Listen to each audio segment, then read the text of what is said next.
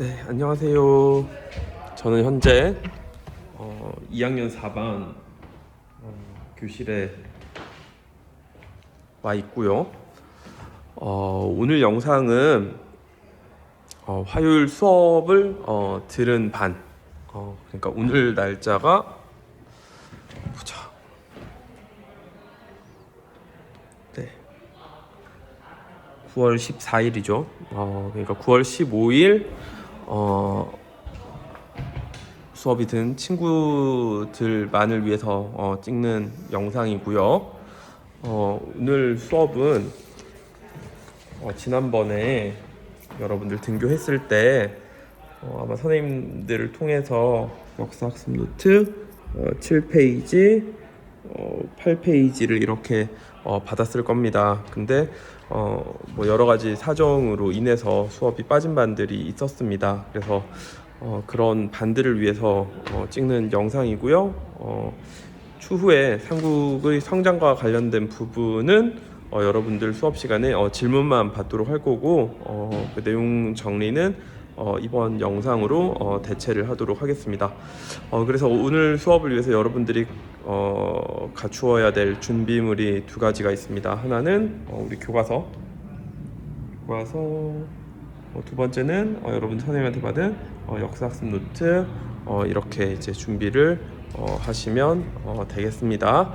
그래서 선생님이 쭉 계속 찍으려고 했는데 뭐 여러 가지 기술적인 어려움이 있어서 사실은 실패했습니다. 그래서 이번이 지금 두 번째 찍고 있는 같은 걸 지금 두 번째 찍고 있는 건데요. 지금 본격적인 수업은 저기 화면을 보면서 선생님 목소리로 그렇게 보도록 하겠습니다. 그래서 이제 화요일만 든 반만 이제를 대상으로 하는 게 아니라 이제 삼국의 성장과 관련된 부분은 정리하고 싶다. 그러면 이번 영상을 통해 가지고 여러분들이 보시면 될 것 같습니다. 자, 그러면 수업 시작해 보도록 하겠습니다. 네, 제가 영상을 찍은 걸 보니까 횡설수설을 했네요. 현재 시간이 화요일이 되기 1시간 전입니다. 월요일 밤 11시고 방금 선생님이 뭐 앞서서는 화요일 친구들만을 위해서 찍는다고 했는데 사실은 뭐 화요일 친구뿐만이 아니라 파트 4 삼국의 성립과 관련된 부분을 조금 더 공부하고 싶다 하는 친구들은 그냥 한 번 더 강의를 들으셔도 됩니다. 뭐 선생님이 수업을 하는 반 중에서는 제가 기억하기로는 10반 빼고 진도가 다 나가지 못했는데, 그러니까 10반을 제외한 나머지 반들은 지금 삼국의 성립을 이 강의로 대신 하도록 할 거니까 꼭 듣고 정리를 했으면 좋겠습니다. 같이 한번 보도록 합시다. 파트 4 삼국의 성립에 대한 내용이고요. 이번 수업은 우리 교과서 단원 2-1 삼국의 성립과 을 정리하는 뭐 그런 내용이다라고 생각을 하시면 되겠고요.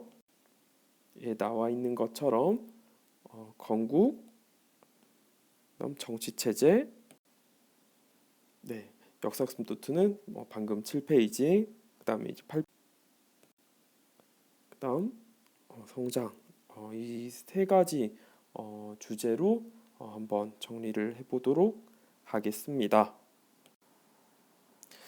자, 여기서 보세요. 지금 고구려 같은 경우는 성장과 관련된 내용이 1세기 때 나타나죠. 백제 보세요. 성장과 관련된 내용이 쭈쭈쭈쭈쭈쭈쭉 하다가 3세기 때 나타나요. 하지만 신라 같은 경우는 성장과 관련된 내용이 언제 등장하냐면 4세기에 와서 나타난다는 거죠. 그러니까 이 둘의 차이가 무려 약 300년. 그러니까 그만큼 신라가 이제 성장이 더뎠지에 해당되는 부분이고, 우리 교과서는 50페이지 는 이제 삼국의 이제 삼국 이제 고구려, 그다음 백제, 그다음 신라, 이 세 나라를 합쳐서 이제 우리가 삼국이라고 부르는 거고, 2-1단원에서는 이 삼국이 어떻게 건국되었으며, 그리고 건국된 이후에 어떻게 성장하였으며, 그리고 성장하는 과정에서 어떤 정치 체제를 갖추어 나갔는지를 각 국가별로 이렇게 소단원으로 이렇게 정리를 했습니다. 하지만 선생님은 이제 고구려, 백제, 신라 순으로 이렇게 수업을 할 건 아니고요. 역사학습 노트 그런 선 그리고 이제 거기서 이제 55페이지에 걸쳐서 나와 있는 부분입니다. 이 부분 자 그럼 먼저 신세의 삼국의 건국부터 한번 살펴보도록 할 거고요. 삼국의 건국과 관련된 교과서 부분은 이렇게 고구려의 건국, 백제의 건국, 신라의 건국 이렇게 되어 있습니다. 그래서 얘는 50페이지, 52페이지, 54페이지에 각각의 해당되는 내용들이 이렇게 나와 있고요. 실제 이제 수업 같은 경우는 그러니까 선생님이 직접 수업을 들어가는 반에 한정돼서 하는 얘기겠지만 우리가 교과서를 한번 쭉 읽어보고 그다음에 역사학습 노트를 이제 같이 정리를 하잖아요. 근데 지금 영상으로 하는 수업이기 때문에 교과서를 별도로 읽는 시간은 주진 않을 거고요. 교과서는 여러분들이 편안하게 여러분들이 읽는 속도에 맞춰서 읽으시고 해당되는 역사학습 노트를 이렇게 정리를 하면 되겠습니다. 역사학습 노트는 7페이지, 7쪽에 해당되는 부분입니다. 그러면 선생님이 시간을 줄 테니까 여러분들 한번 내용 쭉 읽어보고 정리를 하시고요. 방금 말한 것처럼 따로 시간을 영상에서 주지는 않고요. 여러분들이 잠깐 화면 정지했다가 그 다음에 내용 정리가 끝나면은 함께 풀이를 하는 방식으로 수업을 진행하면 될 것 같아요. 자, 그러면 시작해 보도록 하겠습니다.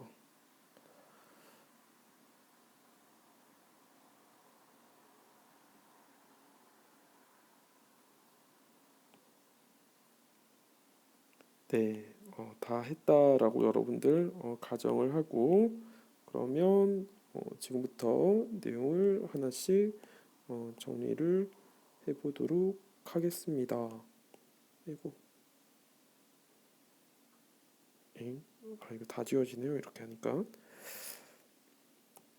이게 안 지워지고 할 수 있는 방법이 네, 잘 모르겠습니다.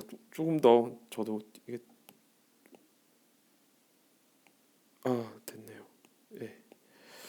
네, 됐습니다. 자, 그러면 같이 한번 정리를 해보도록 하겠습니다. 고구려의 이제 건국 과정에서 이제 나타나는 특징은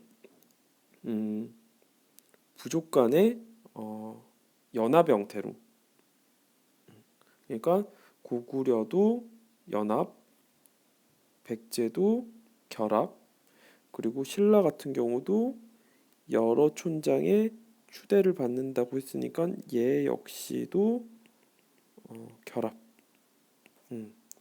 그러니까 이렇게 생각을 하시면 돼요. 이제 그러니까 삼국을 비롯한 이제 고대 국가들이 이제 건국되는 과정들을 보면요, 청동기 시대 이후 나타난 부족들이 있었습니다. 이 부족이 세력을 확장하면서 이 부족이 하나의 국가로 변신하는 과정에서 반드시 이제 다른 부족 간의 연합 형태가 나타난다는 거죠. 이렇게. 그래서 고조선에서도 이제 단군 신화에서 우리가 볼 수 있었던 것처럼 이제 환웅과 그 공부족 간의 연합, 그러니까 웅녀로 대표되는 공부족 간의 연합과 같은 이제 국가의 건국 형태가 나타나는 것처럼 고구려, 백제, 신라 역시도 연합, 결합 뭐 이러한 특징들을 그러니까 특징들이 보여진다라고 여러분들이 생각을 하시면 될 것 같습니다. 자, 빈칸 한번 채워봅시다. 자, 고구려 부여계통의 이주민이죠. 그 다음에 이제 이주민인 주몽과 압록강 유역의 토착민이 연합해서 이제 건국이 된다. 뭐 이러한 형태는 똑같이 이제 백제에서도 발견됩니다. 백제 역시도 이제 이주민과 토착민이 이제 결합한 형태가 나타나고요. 신라에서는 뭐 이주민이라는 표현이 나타나지 않죠. 그래서 신라 같은 경우는 이제 토착 세력 뭐 이렇게 여러분들이 파악을 하시면 되겠습니다. 그래서 여기서 내용을 우리가 한번 살펴보면은 고구려 같은 경우는 부여계통의 이주민인 주몽이라는 사람이 등장하죠. 주몽은 고구려의 일대 국왕입니다. 이 주몽과 압록강 유역의 토착민이 연합하여서 건국된다. 자, 백제 한번 볼게요. 부여와 고구려 계통의 이주민인 운조 역시도 백제의 일대 국왕. 그럼 여기서 알 수 있는 사실. 고구려와 백제의 국왕은 토착 세력이 아닌 이주 세력에서 나타나고 있다. 이 말은 즉 이주민 세력의 힘이 보다 더 셌음을 알 수 있고, 뭐 신라에서는 관련된 내용이 나타나지 않죠. 그러니까 그냥 단순하게 박혁거세가 여러 촌장의 초대를 받아 건국되고, 이게 이제 진안의 소국 중 하나인 이제 사로국이라는 건데, 뭐 이런 내용들을 볼 때는 뭔가 선진적인 세력과 토착 세력 간의 결합이 좀 더 고구려와 백제에서 좀 강하게 나타난다. 이게 시사하는 바가 의 유입이 굉장히 좀 더디게 나타났다. 그래서 이제 성장 속도 역시도 이제 고구려나 백제에 비해서 느렸다. 이렇게 여러분들이 파악을 하시면 되겠습니다. 자, 그러면 각 국가들 어디에서 이제 건국되었는지 한번 보도록 할 건데요. 고구려 같은 경우는 산악지대였던 졸본 지방에서 건국이 되었습니다. 있죠. 그러니까 이제 그 고구려 같은 경우는 산악지대에 위치했기 때문에 이제 농사에 굉장히 이제 아마 불리했을 겁니다. 그래서 이제 늘 물자가 부족했기 때문에 이제 주변 소국들을 정복하면서 평야지대로 진출을 했었고요.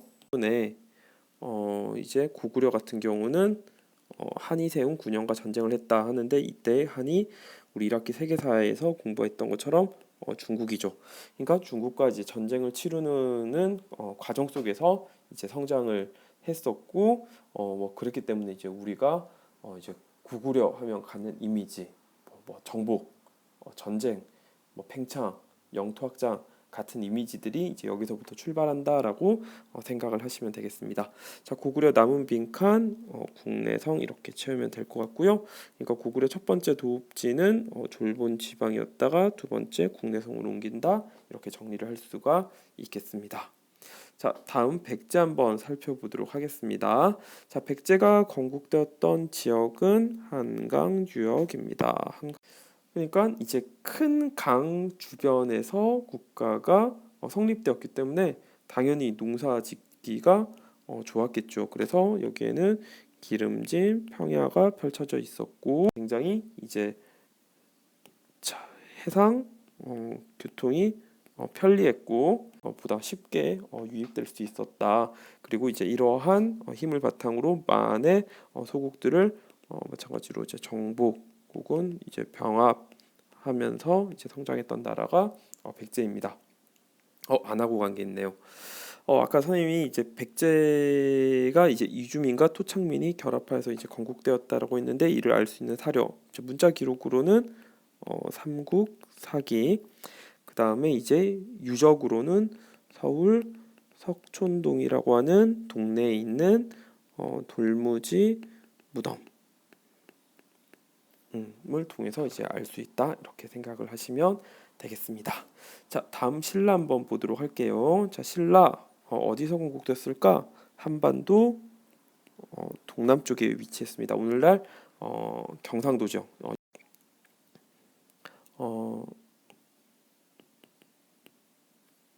고구려와 백제와 달리 이제 중국의 문물을 수용하기가 어려워서 이제 체제 정비가 이제 늦었다.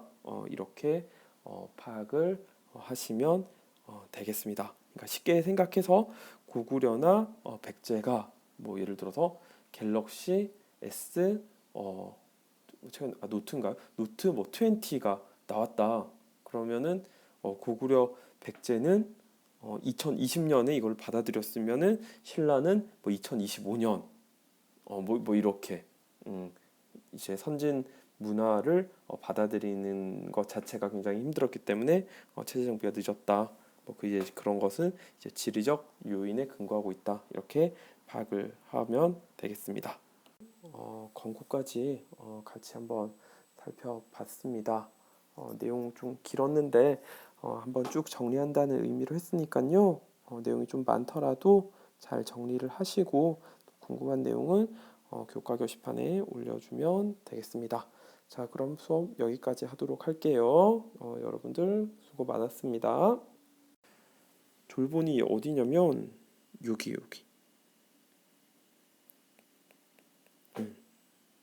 그러니까 산으로 둘러싸인 전형적인 이제 산악지대에서 출현했음을 알 수. 그 다음 여기가 중국이죠. 그러니까 이제 중국과 바로 국경이 맞닿아 있었기. 보도록 할게요. 한강 유역이 어딨냐 하면은 오늘날 서울 주변 여기에서 건국이 됩니다. 그 한강이라고 할 때 이 한이라고 하는 글자가 크다라고 하는 우리말입니다. 또한 이 강을 이제 이 한강이 여기에서 이렇게 그리고 여기에서 이렇게 해서 이렇게 나와요. 이렇게. 그러면 이게 어디까지 쭉 갈 수 있냐면 배를 타고 쭈쭈쭈쭈쭈쭈쭈쭈쭈쭈쭈 혹은 쭈쭈쭈쭈쭈쭈쭈쭈쭈쭈 뭐 이런 방향으로 갈 수 있기 때문에 마찬가지로 여기에 중국이 이렇게 있잖아요. 그러니까 이제 중국과 왕래가 굉장히 편했기 때문에 중국이 가지고 있었던 선진 문화들이 이제 고구려나 백제 같은 경우이다. 영남 지역이라고 부르는 이유는요. 여기 보세요. 태백산맥이요. 이렇게 내려와요. 그리고 태백산맥으로부터 이렇게 소백산맥이 또 뻗어나갑니다. 그래서 이 소백산맥의 이남 지역을 뭐라고 하냐면은 영남 지역이라고 합니다. 그래서 신라가 건국되었던 곳은 이곳 한반도 이제 동남쪽이고 이렇게 저기 큰 산이 이렇게 막고 있는 거잖아요. 그러니까 신라 입장에서는 밖으로 나가기가 굉장히 불리했던 거죠. 그렇다고 얘가 이렇게 해상을 통해서 중국을 가고 싶어도 백제한테 막히는 거죠. 그리고 굉장히 이제 돌아가야 되는 것 자체가 이제 힘들기 때문에 그 다음에 이제 삼국은 뭐 이쯤에서 이제 정리를 해보도록 뭐 이렇게 마무리를 지어보도록 하고요. 다음으로는 삼국의 성장 한번 살펴보도록 하겠습니다. 삼국의 성장은 여러분들 교과서 이제 51페이지부터 이제 54페이지에 나와 있고요. 마찬가지로 이제 관련된 교과서 내용 쭉 살펴보고 역사학습 노트 8페이지 정리하시면 되겠습니다. 자, 선생님 물 한 잔 먹고 올 동안 교과서 읽어보고 관련된 내용 한번 쭉 살펴보시면 되겠습니다. 만약에 선생님이 다시 설명 이렇게 할 때까지 이제 다 하지 못한 친구들은 괜찮습니다. 화면 정지해놓고 어, 다 한 뒤에 이제 다시 화면 켜고 수업 들으면 될 것 같아요. 그러면 시작해 보도록 하겠습니다.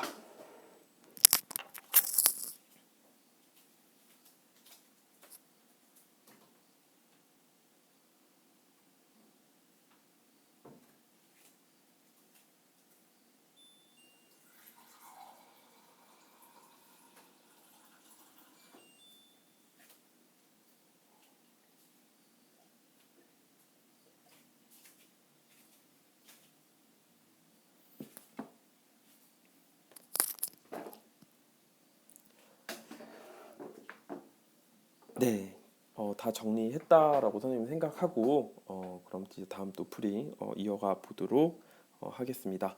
자, 먼저 고구려부터 정리를 해보도록 할게요. 자, 고구려 이제 첫 번째 여러분들이 알아야 될 왕은 태조왕. 태조왕의 업적은 옥저를 정복, 그 다음에 요동 지방으로 진출 이라고 여러분들이 파악을 하시면 되겠습니다.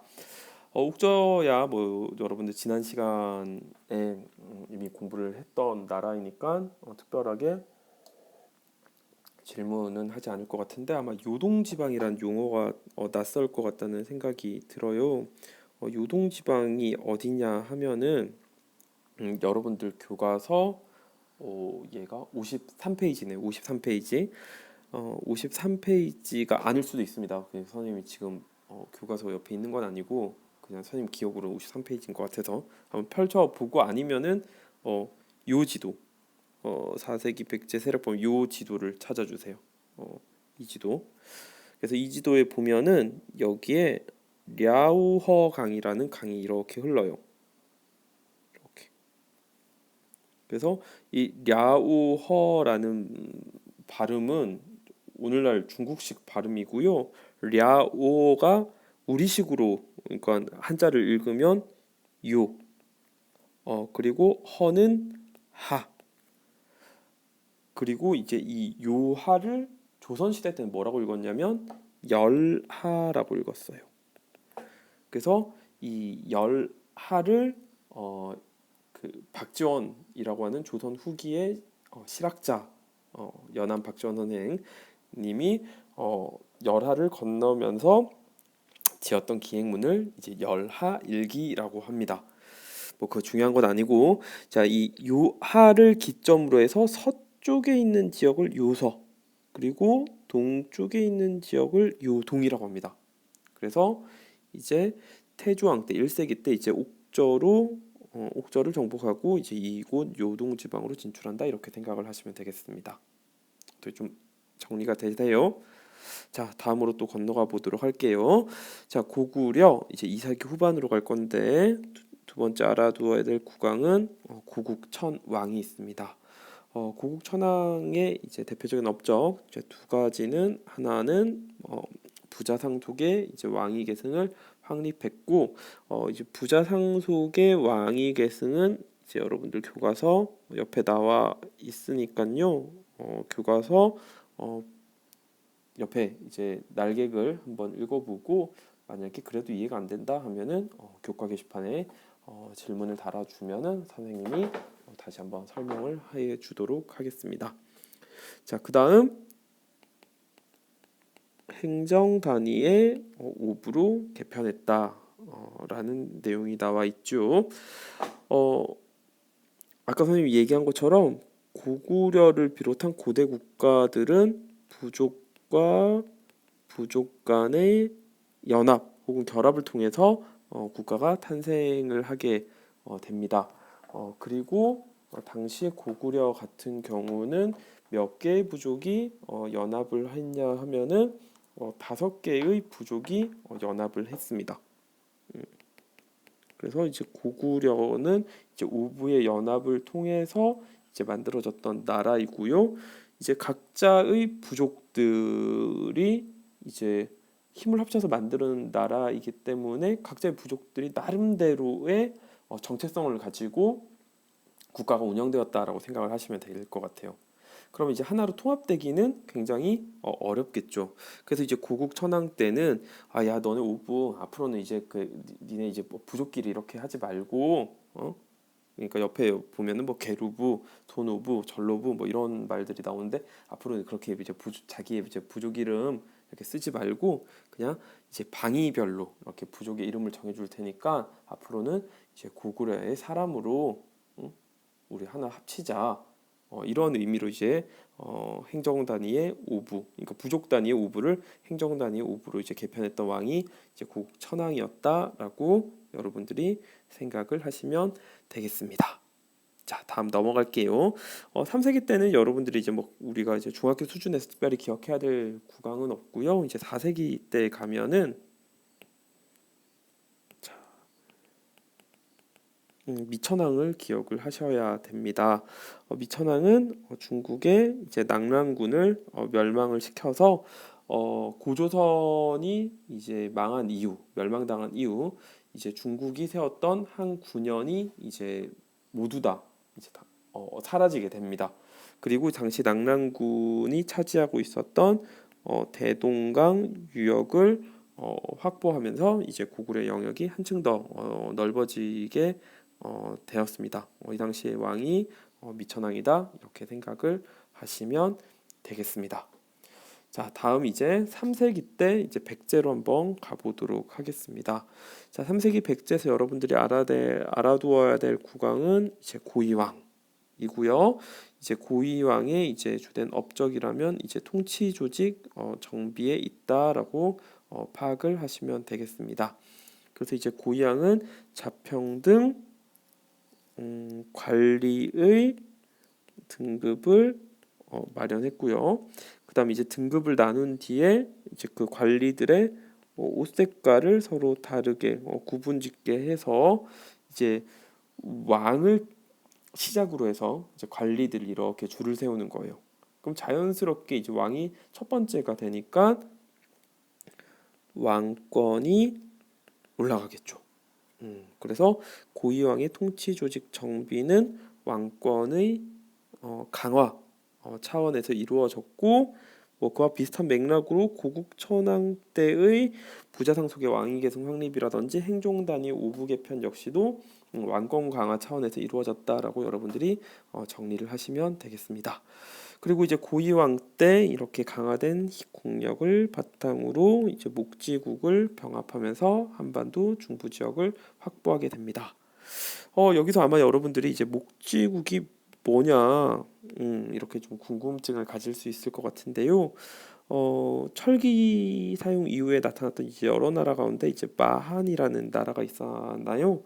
그 마한은 이제 우리가 봤을 때 이제 하나의 나라처럼 보이겠지만 이 마한 역시도 50여 개의 작은 나라로 이루어졌던 그러니까 오늘날 이 USA가 이제 유나이티드 스테이트 여러 주들이 연합한 형태인 것처럼 마한 역시도 50여 개의 소국들이 연합해서 만든 나라였다라고 생각을 하시면 될 것 같아요. 물론 이제 그 오늘날의 뭐 유나이티드 스테이트하고는 좀 다른 성격이긴 하지만 뭐 그냥 편의상 그렇게 설명을 하도록 하겠습니다.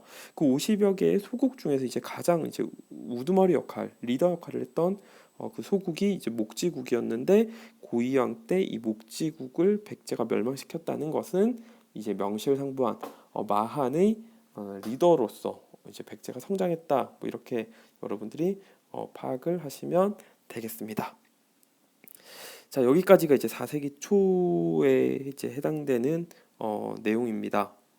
자, 이제 8페이지에서 이제 가장 이제 중요한 만약에 이 중에서 뭐 굳이 한 사람을 이제 시험 문제에 내야 된다고 하면은 이제 반드시 선생님이 낼 것 같은 왕 바로 근초고왕입니다. 일단 그 박스 크기부터가 제일 크잖아요. 그러니까 이제 8페이지에서 가장 중요한 왕이다라고 생각하면 되고 재밌는 거는 이제 4세기 때 고구려 관련된 내용이 없죠. 그죠? 그 내용은 여기에 담겨져 있습니다. 도대체 이제 근초고왕이 이제 어떤 일을 했길래 이제 그 고구려가 이제 별로 힘을 쓰지 못했을까 한번 정리를 해보도록 하겠습니다. 자, 고국천왕과 마찬가지로 근초고왕 때도 이제 부자 상속의 왕위 계승을 확립하면서 이제 왕권이 올라갔고요. 이렇게 이제 왕권이 이제 그러니까 이거 왕권이라 그래서 말이 혼났는데 그 삼국이 성장하는 과정에서 이제 가장 여러분들이 중요하게 알아둬야 될 사실들이 이제 왕권이 올라간다라는 거예요. 그럼 왕권이 올라간다라고 하는 의미는 뭐냐 하면은 이렇게 생각하시면 돼요. 그 고대 국가들이 여러 부족들이 이렇게 느슨한 연맹 형태로 국가를 만들어요. 그리고 여기에서 가장 힘이 센 부족이 왕을 배출하게 돼요. 하지만 이 정도 형태에서 이 국가가 다른 나라와 전쟁을 한다 했을 때 뭐 예를 들어서 얘가 나는 싸우기 싫어 하고 빠져나가면은 국가의 사이즈가 이렇게 작아지겠죠. 동원할 수 있는 병력도 적어질 거고, 그죠? 그러니까 이 고대 국가에서 왕권이 올라간다라는 말은 다른 부족을 이 왕을 배출한 부족들이 장악을 하고 이 연맹의 체제를 이제 하나로 합친다는 걸 의미를 하게 됩니다. 이렇게 이제 권력을 하나로 이제 가운데로 그러니까 즉 왕으로 집중시킨다. 그러니까 왕에게 권력을 집중시킨다라는 말을 꼭 중요합니다. 이 말을 꼭 기억하세요. 이 말을 뭐라고 하냐면 우리는 중앙 집권이라고 합니다. 그래서 이제 왜 하필이면 이제 삼국이냐 고구려 백제 신라냐 이 세 나라가 이제 다 중앙 집권에 성공했던 나라예요. 그러니까 이 앞서 배웠던 부여, 목저, 동해 뭐 이런 나라들은 이제 중앙 집권에 실패했기 때문에 이제 자연스럽게 그 중앙 집권에 성공했던 이제 고구려 백제 신라에게 병합되게 되는 거고 고구려 백제 신라는 중앙 집권에 성공했기 때문에 삼국 중에 이제 하나의 축으로서 이제 성장을 할 수 있게 되었다 이렇게 생각을 이해를 하시면 되겠습니다. 자, 다음 내용 계속해서 보도록 하겠습니다. 이제 근초고왕입니다. 자, 근초고왕 남쪽으로는 이제 만의 이제 남은 세력을 이제 통합하면서 이제 전라도의 이제 곡창 지역을 차지하게 되었고요. 이제 북쪽으로는 고구려를 공격하면서 황해도 지역을 차지했고 이때 고국 원앙이 전사를 하게 됩니다. 그러니까 고구려 같은 경우는 실컷 1세기와 이제 4세기를 이렇게 거치면서 왕한테 권력을 이렇게 몰았는데 그 국왕이 전사를 하잖아요. 그럼 왕권은 자연스럽게 떨어지겠죠. 네. 그러니까 이제 4세기 때는 고구려가 굉장히 힘들던 시기다. 누구 때문에? 백제 때문에. 그래서 이제 우리가 선생님이 그 그러니까 지난주 목요일 수업에서 그 고구려 광개토대왕과 이제 장수왕이 첫 번째 타겟으로 삼았던 나라가 백제일 수밖에 없었던 이유가 뭐 이런 데서 나타나게 된다. 이렇게 이해를 하시면 되겠습니다. 자, 다음 근초고왕 때는 중국의 동진과 이제 외교 관계를 형성했고요. 자, 보자. 네, 동진은 여기 있죠. 이 동진은 그 우리 1학기 세계사 시간에 중국의 이제 위진 남북조에서 이제 남조에 해당되는 나라다 이렇게 생각을 하시면 되겠어요. 그 다음에 이제 그 이뿐만이 아니라 외 그리고 이제 가야와도 이제 교류를 하였고 이 외는 이제 오늘날 일본을 의미합니다. 그래서 이제 일본과의 교류를 이제 보여주는 사료 이제 옆에 나와 있죠.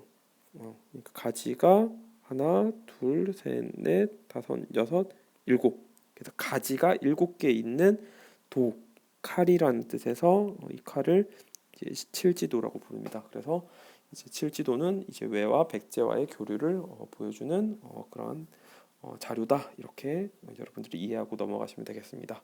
자, 8페이지 가장 중요한 왕, 근초고왕 꼭 기억을 하시길 바랍니다.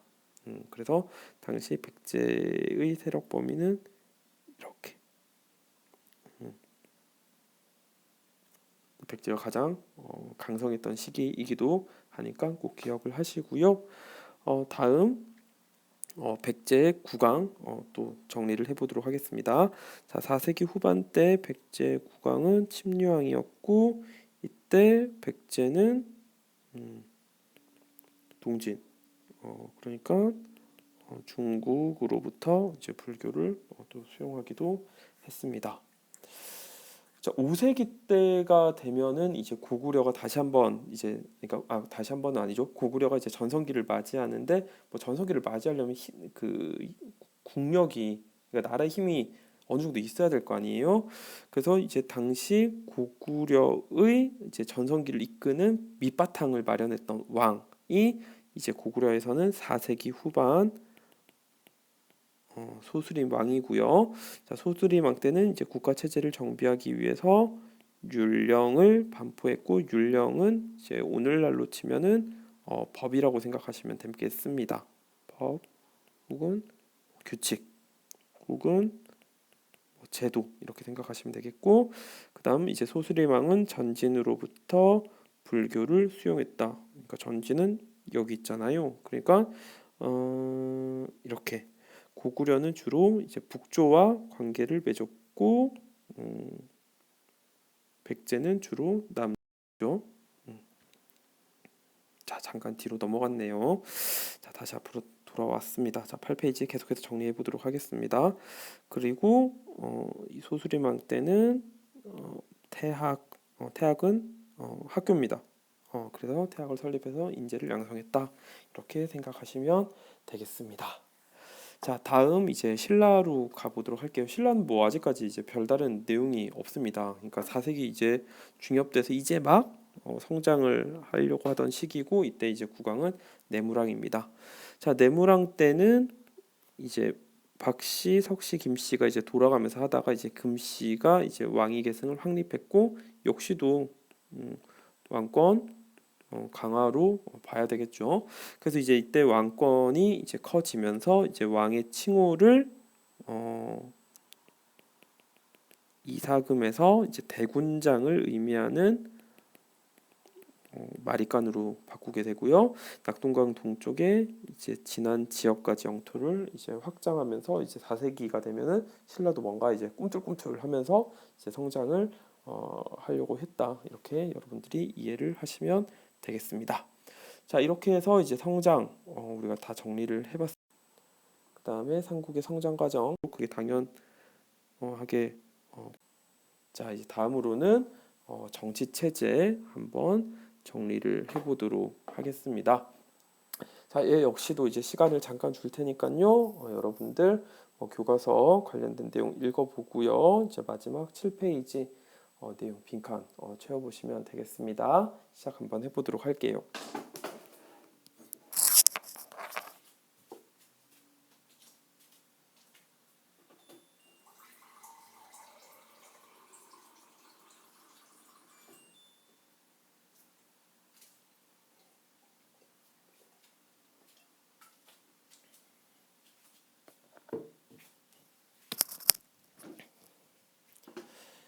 네, 그럼 다 이제 정리했다고 선생님이 생각을 하고요. 그러면 이제 하나씩 이제 관련된 내용들을 정리를 해보도록 하겠습니다. 자, 먼저 고구려부터 정리를 해보도록 하지요. 자, 고구려는 자, 네, 파란색으로 한번 적어보도록 할게요. 자, 고구려. 자, 왕족을 비롯한 그러니까 왕족인 고씨를 비롯한 이 고씨가 계류부예요. 그래서 이제 왕족인 고씨를 비롯한 우부 출신의 귀족 가문이 왕과 연합하여서 정치를 주도했습니다. 그러니까 연합하는 어떤 그러니까 연합을 통해서 이제 정치가 이루어졌기 때문에 왕이라고 하더라도 뭐 자기 맘대로, 그러니까 여러분들이 알고 있는 그런 왕이라고 생각하시면 안 돼요. 그러니까 왕이라 할지라도 반드시 이제 귀족과 상의를 하면서 이제 정치를 해 나갔고요. 그러니까 이 왕과 귀족 간에 이제 같이 이제 정치를 할 수 있는 공간이 필요했겠죠. 그 공간이 바로 귀족회의입니다.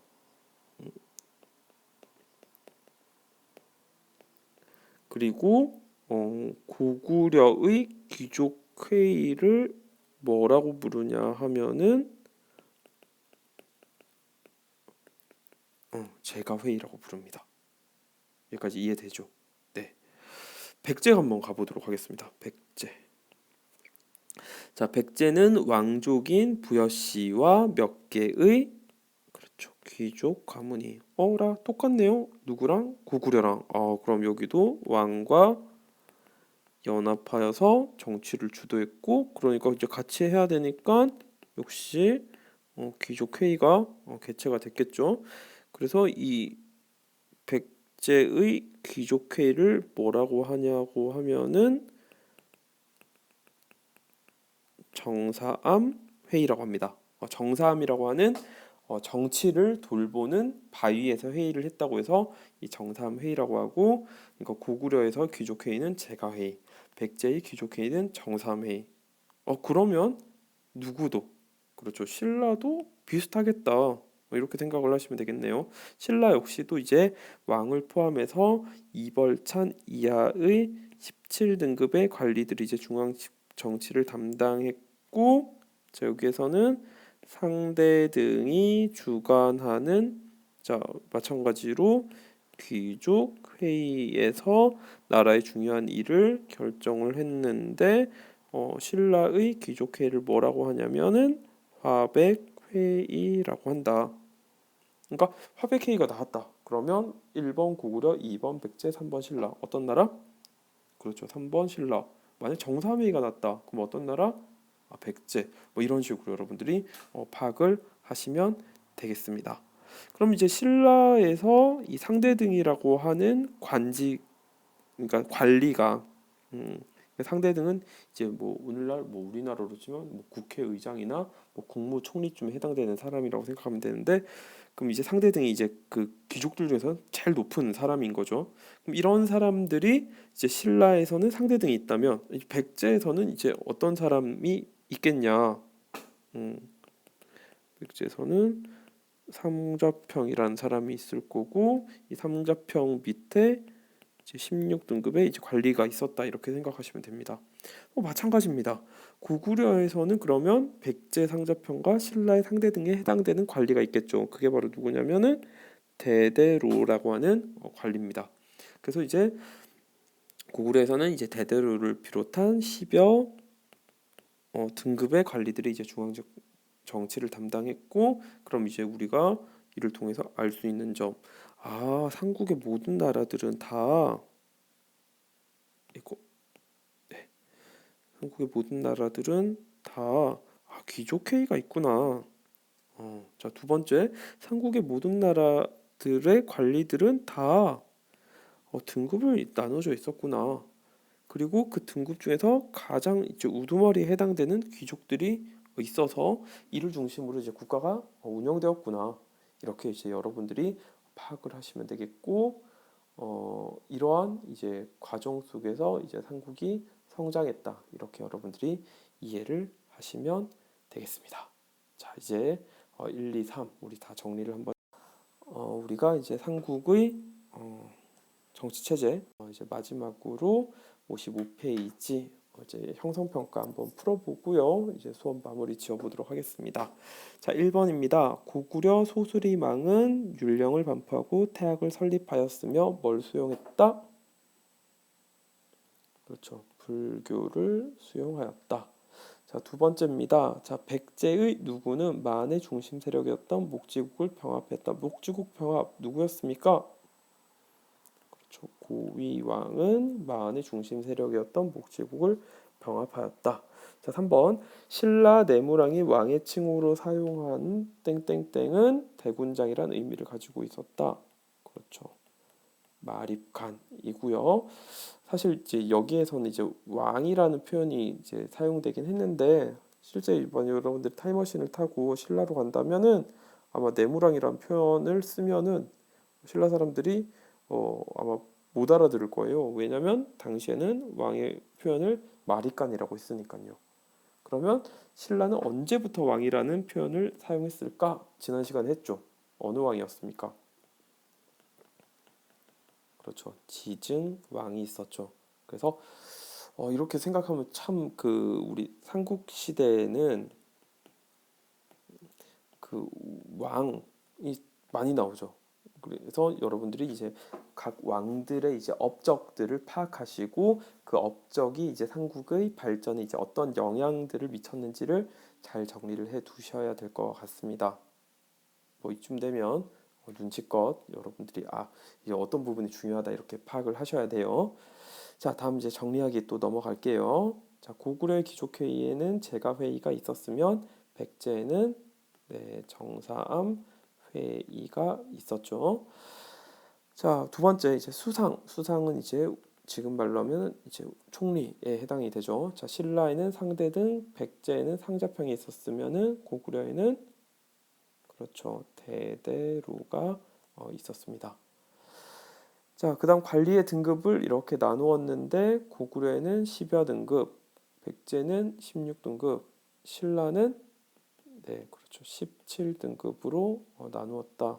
이렇게 보시면 되고 지방행정구역은 선생님이 다루지 않았죠. 뭐 중요하지 않다는 건 아닌데 뭐 워낙 오늘 공부할 내용들이 많았으니까 오늘은 뭐 하진 않겠습니다. 하지만 뭐 알아두어서 뭐 손해 볼 건 없으니까 뭐 개인적으로 공부할 친구들은 개인적으로 공부를 하시면 되겠습니다. 네, 이렇게 해서